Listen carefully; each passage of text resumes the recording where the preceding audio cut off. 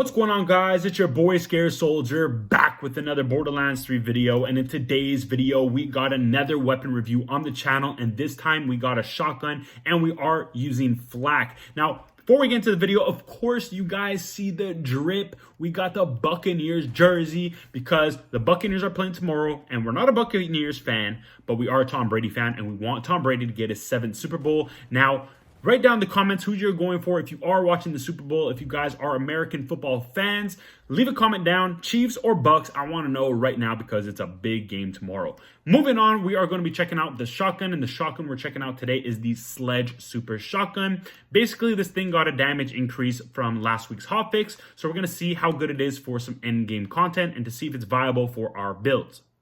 Now, this weapon now has 12,733 damage times 10. Compared to the other Jacob's best shotgun in the game being the Hellwalker has 26,000 damage, so literally double the base damage compared to this weapon, but we will still see if it is good enough to fit our build. Now, we are rocking the iRobot build for this gameplay, so keep that in mind because it is one of the best builds. If you haven't tried it out, go check it out. It's on my YouTube video. I'll put a little link somewhere, maybe in the description, but let's go ahead and see what this shotgun is all about, and let's get it. All right, guys, so if you wanted to farm this weapon, the shotgun, you want to go over to the Devil's Razor, which is over on Pandora. Fast travel your way there, and then quickly on our left, you're going to be going towards the enemy called Hot Carl. So luckily for us, since there's only one fast travel station here, he is just on the left side of that, which is really cool. And if you haven't done the side mission for Zero, this is actually one of them. So this is actually another way to complete that and get this shotgun at the same time. So the enemy is actually not anointed, although the name appeared over the anointed enemy. That's actually not Hot Carl. We're going to show you who he is in a second. Let's just get out of this fight for your life. We're running like a deathless but non-deathless setup right now, but it's kind of weird. It's not an orthodox setup the way we're doing this. It's just we wanted to take advantage of an anointment on our weapon, but that's why we went into second wind randomly. But anyway, so here we go. We got Hot Carl. He seems to be immune to fire with this shield, so make sure you just hit him in the head so you guys can kind of dodge that shield he has in his way. And we didn't seem to get the gun to drop for us this time, but hopefully you guys get luckier than we did. So we're gonna be moving on to the gameplay over on Athena's just to warm up. We haven't used the gun in a while, so here we are, and we're already starting off really fast paced, getting those headshots, doing some good damage. Now, sometimes you might be like, Scare Soldier, are you just like staring at these enemies? What are you doing? Because you see that in between shots, there's a delay. So far, that is one of the biggest criticisms of this weapon, is that there is a delay between shots. So you're going to get a full automatic burst of pure shotgun pellets that absolutely destroy enemies.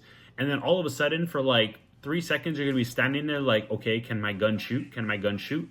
And that is what is going to screw you. So for mobbing, on an instance, it's not like the Hellwalker where you're going to get a bunch of ricochets. Like if you go with a Hellwalker and go into a fadeaway build, the Hellwalker's ricochets will destroy a bunch of mobs very easily. The Sledge does not, unfortunately. It seems like it's more of a one-on-one type of weapon. Now, it does do a lot of damage. As a matter of fact, if you guys look at the gameplay, I'm getting 1 to 2 shots per kill with this weapon, and I'm actually enjoying it. We're actually going to go through further tests, see how it is on the Kraken, see how it is on Wotan, as crazy as that sounds. But so far, the damage is actually really not that bad. We're getting a lot of one-shots, and also I'm really loving the big mag size on this weapon, so at least we don't have to reload it too often. But again, going back to that criticism, it is really just that delay between shots. So here we go, one-on-one with the Kraken. As you see, the damage is really not too bad. Of course, we just got hollow point to hit really hard against that Kraken, no big deal. But what I noticed as well, and we're about to see it actually during the Valkyrie scene, is that when you get your action skill and anointments to proc, with your bonus corrosive or whatever element you have, the damage is a lot better. You're going to see these couple shots on this Valkyrie right here, and this was actually a good sign because while my Gamma Burst was active, the anointment of 115% extra radiation damage was active, but I felt when Gamma Burst was actually not active, and my action skill and anointments were, I was getting a lot more damage on the Valkyries, which was a good sign. So if I was to choose this gun with an anointment, I would definitely recommend you guys look for on action skill end next to mags, or even maybe a URAD anointment would be better, but definitely something with action skill end is going to be really good for this weapon is what I noticed. Now here we go, we're on the final part of this Valkyrie, but we're going to be going on the bridge. We basically did this whole Maliwan takedown with this gun, so it is possible to do this, and we're on Mayhem 10 or 11, I believe. Actually Mayhem 10 because we're using Galaxy Brain, I believe.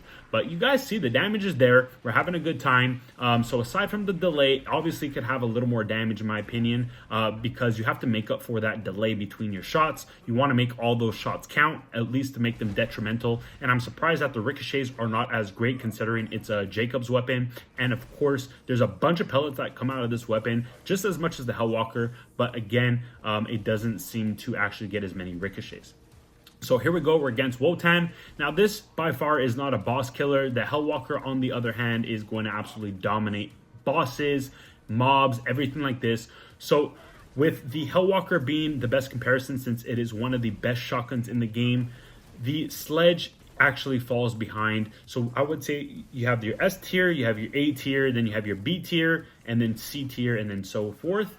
This one would sit right at the B tier for me because it lacks bossing capabilities unless you have enemies who are close by to the enemy and you can take advantage of hollow point, but that's dependent on guardian ranks.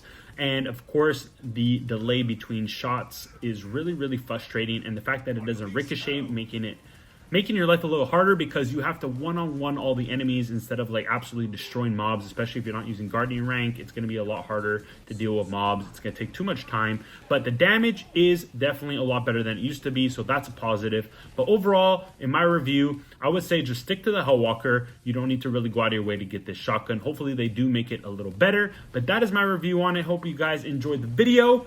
Go Bucks. I'll catch you in the next one. It's your boy Scared Soldier signing out. Peace.